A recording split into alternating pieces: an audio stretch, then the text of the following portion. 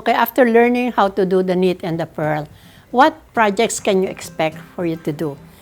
Well, you can make this hat. I made this for one of my grandsons, and I use this yarn. This yarn, nag-change na siya ng color. So you don't have to change the yarn into another color. It will just naturally come out different from the previous color. So this one, and this will be more colorful.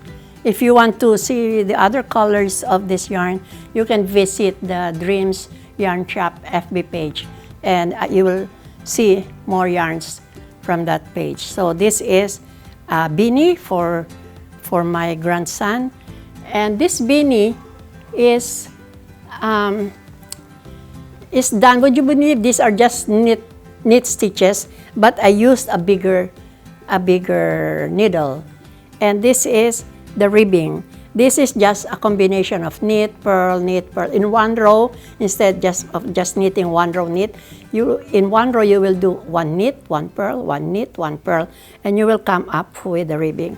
This is also all ribbing pattern, but this is knit 2, purl 2, knit 2, purl 2. So in one row you will do combinations of 2 knits and 2 purls. I love this because it's so slouchy. So, you know, it can be so casual looking. And I like the fall of this thread. This is a scarf that I made. It is a lace scarf. I have done it so many years ago, but I was thinking if I should do the other edge, because here I stopped. I just put it in in a yarn. And then I'm thinking if I'm still going to do. I think I'll put the other end of the yarn. But with this, you can already wear it like this. And the other one should be at the back. So, pwede pa rin siya magamit na, no? This is a lace, a Estonian lace pattern. I love this pattern. And this is, you know, I wore it once and then I kept it because I wanted to take out this, I would like to keep these 2 buttons here. And I decided not to put the other buttons here. So, but I will have to take out this, these loops. Parang I feel it too much if I put all the buttons here. Di ba? Mas maganda. And you can leave it open if I don't put the buttons.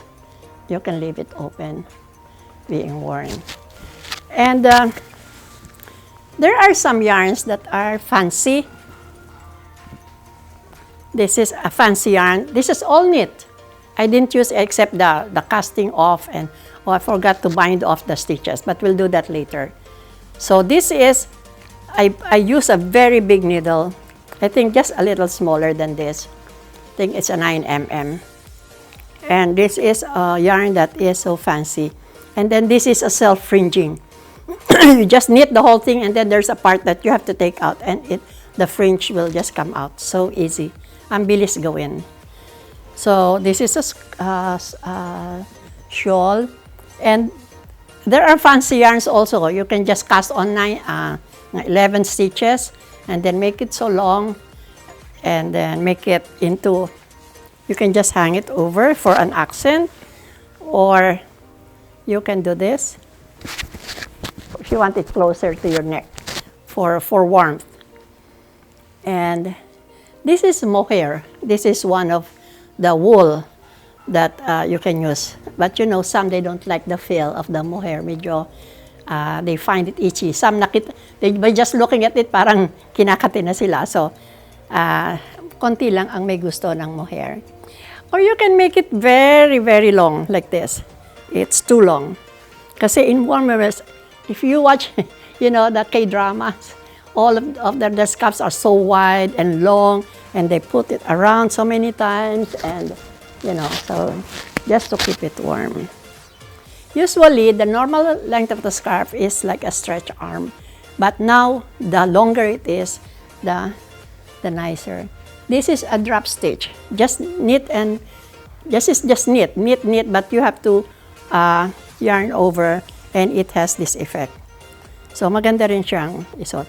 Even if it's wide, you can still make it go around your neck. This is the regular the regular size, usually one stretch arm, and then if you want to put a fringe. So if you want stretch arm, this is how it will look. Pwede na rin siya naman here and then tie around. And that's it. This is another, what you call this? This is a thick, very thick yarn. And this is the drop stitch also. I forgot to tell you about this. I have two books that I want to show you. This, I love these books because I can get my knit stitches here. They show you, this one just, the patterns come in either written or it can be in like this, a chart. Either. This one, I used, this is a blouse that I made. This is a lace pattern. The vine, you call it the vine design. I don't know where it, this one. This is the one I used. The vine design, I think. And then, after that, I used another stitch from this book. So you can combine stitches. This one I did not end because I want to put an edging, maybe a crocheted around them. And I put a slit here because sometimes I'm heavy around my hips, so it will fit more. And then when I did it, I started this more stitches and then I decreased kasi my body is going like this, like a pear shape. So I have to adjust. It's fun doing knitting, so I hope when you pick it up, you will enjoy it also. Yes, I am doing it now. So these are the markers, and I have to hide the ends after. I still have this thread left, so I can do the edges of my sleeves and my neckline. So that's it for now for our lesson on knitting. Thank you for watching our demo and our feature on knitting.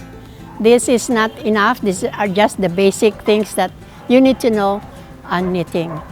Should you have any comments, suggestions that you would want me to cover on this vlog, please feel free to put them in my vlogs or on our Facebook page, Teacher Lilli. I would welcome that, and I would appreciate if you can do these suggestions and comments. Thank you. Bye.